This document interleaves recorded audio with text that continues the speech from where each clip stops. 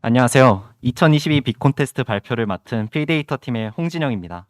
심사위원분들께서는 대출 신청을 해보신 적이 있으실지 모르겠습니다. 저희가 아직 학부생들이라 대출 신청에 대한 경험이 없어 이번 대회가 생소했지만 새로운 경험을 하게 되면 성장할 수 있는 좋은 기회였습니다. 그럼 지금부터 저희 팀이 이번 빅콘테스트 문제를 어떻게 풀었는지 말씀드리겠습니다. 목차는 다음과 같습니다. 분석 배경을 간단하게 말씀드리자면 대출의 규모가 감소하고 있는 현재 상황에서 핀다가 대출 분야에서의 점유율을 높이는 데 도움이 되도록 분석을 시작하였습니다. 먼저 분석에 활용한 데이터셋을 설명드리겠습니다. 데이터를 활용하기에 앞서 두 가지 중요한 사항이 있었습니다. 첫째, 이번 데이터는 계층적 구조를 지니고 있습니다. 즉, 한 명의 사용자가 여러 개의 신청서를 작성하고 하나의 신청서가 여러 개의 대출 상품을 추천하게 됩니다. 이러한 데이터셋의 특성은 한 사용자의 개인정보가 데이터셋의 중복으로 나타나 데이터셋을 편향시켰습니다. 둘째, 각각의 표본이 독립적이지 않다는 것입니다. 지난 신청서에서 특정 상품을 선택했더라도 더 좋은 상품을 찾으면 다른 상품을 선택하듯이 하나의 대출 상품에 대한 신청이 다른 상품의 신청 여부에 영향을 주기에 각 행이 독립적이라고 보기 어렵습니다. 이러한 비독립성으로 인해 데이터셋이 더욱 불균형하게 분포되었습니다. 저희 팀에서는 유저 스펙, 오류 표본을 제외한 론 리절트를 사용하였으며 또한 로그 데이터에서는 각 이벤트의 개수가 신청서의 개수와 맞지 않는 현상이 발생하였기에 저희는 이 데이터를 노이즈로 분석하였습니다. 따라서 사인업 이벤트를 제외한 로그 데이터는 사용하지 않기로 결정하였습니다. 추가적으로 외부 데이터셋 중 네이버 검색어 트렌드를 분석에 사용하였는데 다음과 같은 세 가지 이유들로 인해 검색어 트렌드 데이터셋을 사용하였습니다.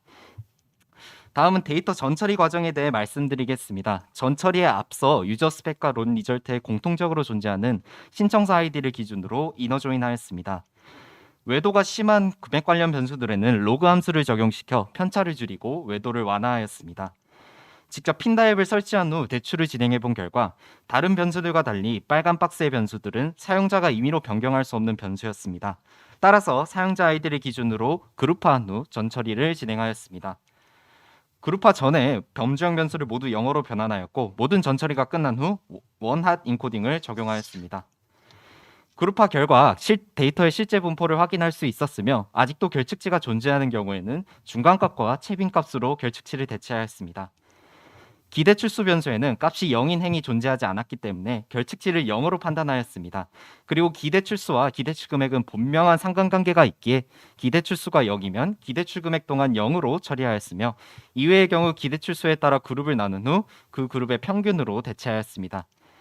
연소득, 대출이만 금액, 한도 변수들은 모두 100만 단위에서 반올림되었기 때문에 영액값과 결측치는 전부 50만으로 대체하였습니다. 신용점수는 대출 신청에 가장 영향력이 크기에 이를 예측하는 별도의 모델을 만들어 전처리하였습니다. 먼저 3월에서 4월까지의 데이터 중 신용점수 값이 정상 기재된 데이터를 모델에 사용하였고 추가로 변수에 영향을 미치고 있다고 판단되는 다음의 변수 4가지를 활용하였습니다.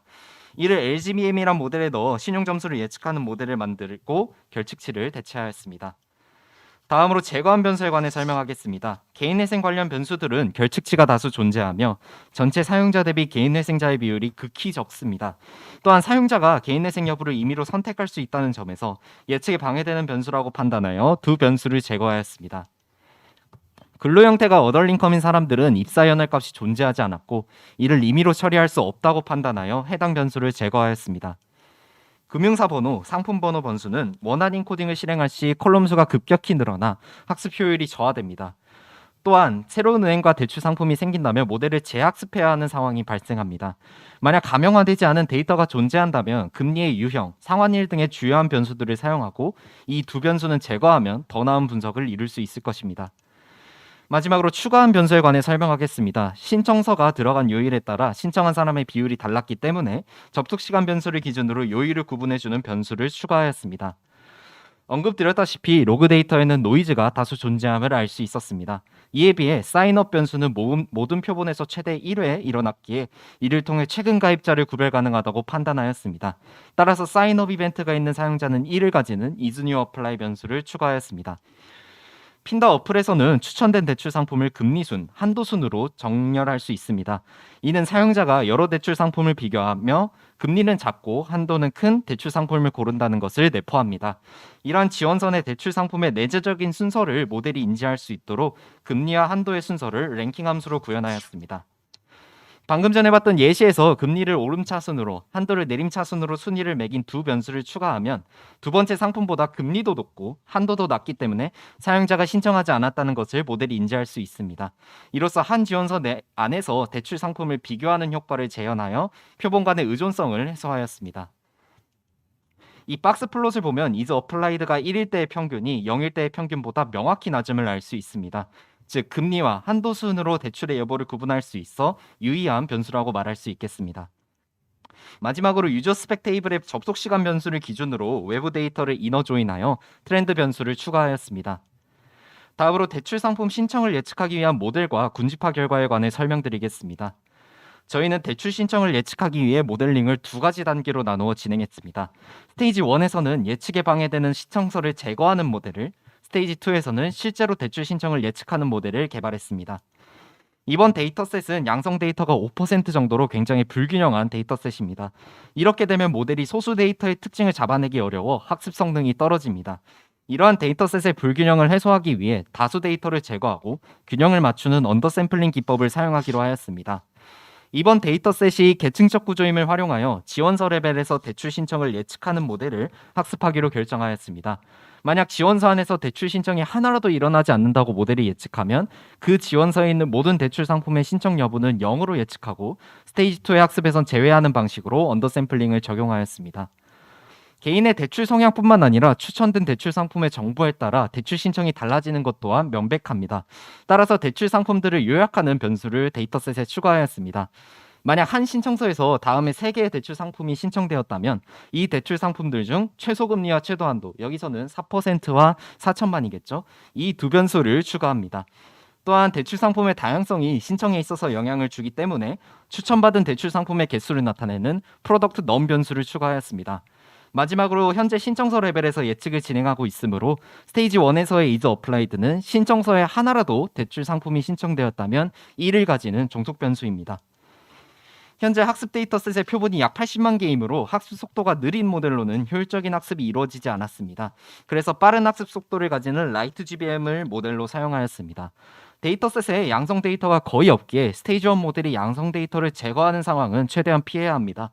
그래서 정밀도를 희생하고 실제 양성 데이터 중에서 스테이지 1 모델이 양성 데이터를 잘 분류할 수 있도록 평가 기준을 재현율로 설정하였습니다.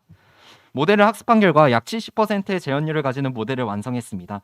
보시는 음성 데이터는 50% 정도 제거되고 양성 데이터는 30% 정도 제거되는 것을 알 수 있습니다. 또한 프로덕트 넘이 크면 클수록 음성 데이터가 더욱 많이 지워지기 때문에 데이터셋의 불균형을 더욱 효과적으로 해결할 수 있었습니다. 왼쪽 그림은 각 변수의 중요도를 나타낸 히스토그램입니다. 이를 통해 기대출 신청 금액, 신용 점수 등과 같이 사용자의 개인정보가 대출 신청 성향을 판단할 수 있는 주요한 지표라는 것을 확인할 수 있습니다.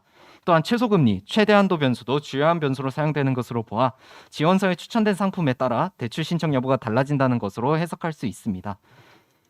하지만 30%의 양성 데이터가 삭제되는 것은 불균형한 데이터셋에 있어서 상당한 손실입니다.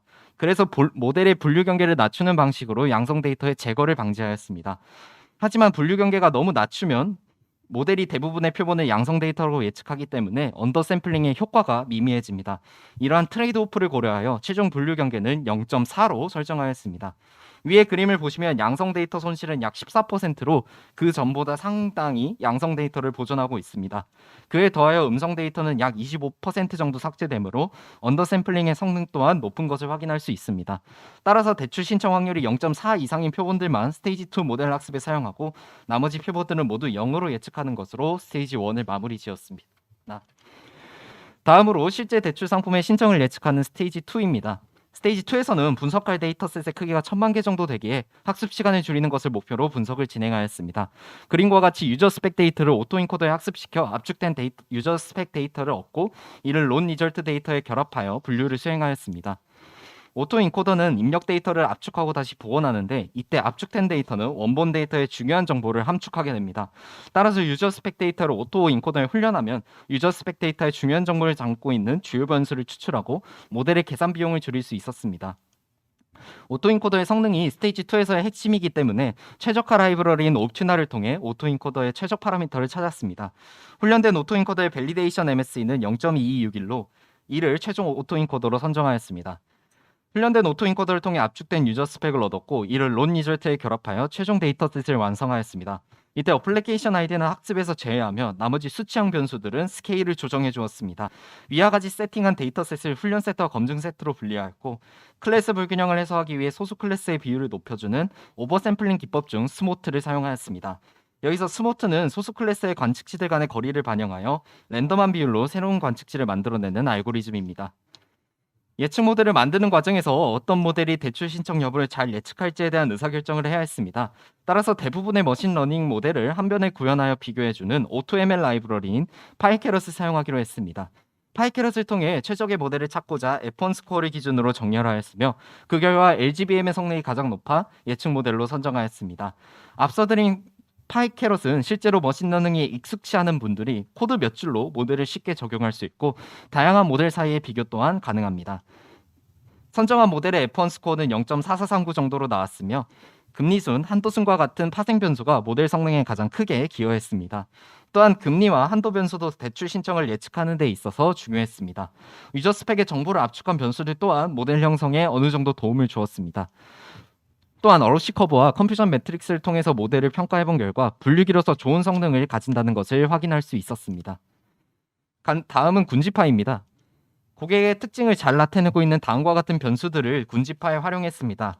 연속형 자료와 범주형 자료가 동시에 존재하기 때문에 연속형 속성을 군집화하는 K-민즈 방법과 범주형 속성을 군집화하는 K-모스 방법이 결합된 K-프로토타입 방법을 활용하였습니다. 다음은 군집파의 결과입니다. 총 4개의 군집으로 나눴고 각 군집의 특징을 파악했습니다. 이때 연속형 변수는 박스 플러스로 범주형 변수는 히스토그램으로 분석을 진행하였습니다. 결과적으로 다음과 같은 특성을 군집별로 도출해낼 수 있었습니다. 이러한 특성들을 고려하여 각 군집에게 전달할 메시지를 제작해 보았습니다. 군집 1의 경우 신용점수와 연봉이 군집 중에 가장 높고 하우스 타입이 임대 다음으로 자가의 비율이 높게 나타났으며 기대출 횟수와 금액이 낮습니다. 즉 경제적 상황이 매우 안정적인 집단으로 은행에서도 신뢰할 수 있는 집단입니다. 따라서 대출을 받는 것이 어렵지 않기 때문에 다음과 같은 메시지를 추천할 수 있습니다. 군집 2의 경우 신용점수가 가장 낮고 기대출 횟수와 금액이 높습니다. 또한 연봉을 높으나 낮은 신용점수를 가지고 있기에 금리가 낮고 한도가 높은 대출을 찾기가 쉽지 않습니다. 여기서 금리와 한도를 한 번에 확인할 수 있는 핀다를 사용함으로써 대출에 대한 고민을 해결할 수 있기에 다음과 같은 메시지를 제안드립니다. 군집 3의 경우 신용점수가 높고 핀다에서 대출을 처음 진행하거나 상환 능력이 빠른 사람이 다수 존재한다는 특징이 있습니다. 복잡한 대출보다 쉽고 빠르게 대출 상품들을 파악하고 안전하게 대출을 받고 싶어 할 가능성이 높습니다. 따라서 다음과 같은 메시지를 추천할 수 있습니다. 군집 4의 경우 중저 신용 등급을 가지고 있고 기대출 횟수와 금액이 높다는 특징을 가지고 있기 때문에 제1금융권 같은 곳에서 대출을 받기가 까다로워 보다 쉽고 간편하게 대출을 받기를 원할 것입니다. 따라서 다음과 같은 메시지를 추천할 수 있습니다. 마지막으로 활용 방안을 말씀드리며 발표를 마무리하겠습니다. 저희 팀은 크게 3가지 활용 방안을 제안합니다. 첫째, 대출 신청을 하지 않을 고객을 구분합니다. 스테이지 1 모델을 활용하여 어떠한 대출 상품도 신청하지 않을 신청서를 예측합니다.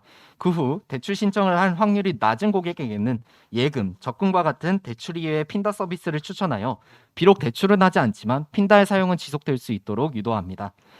두 번째, 핀다의 홈 화면에 고객 맞춤형 대출 상품을 광고합니다. 사용자가 대출 금리와 대출 한도를 기입하면 머신러닝 모델을 활용하여 대출 신청 확률을 계산하고 가장 높은 신청 확률을 가지는 대출 상품을 팝업 광고로 노출시킴으로써 대출 신청량을 늘릴 수 있습니다. 세 번째, 고객을 군집화한 후 고객 맞춤 서비스 및 전략을 기획합니다. 고객의 개인정보를 이용해 군집의 특성을 고려한 최적의 대출 상품을 추천하여 더 많은 고객의 대출 신청을 유도합니다. 군집화에서 얻은 특성뿐만 아니라 대출 신청 모델에서 얻은 여러 정보로도 고객 맞춤화 상품을 개발할 수 있습니다. 발표에 사용된 자료의 출처를 밝히며 발표를 마무리하겠습니다. 감사합니다.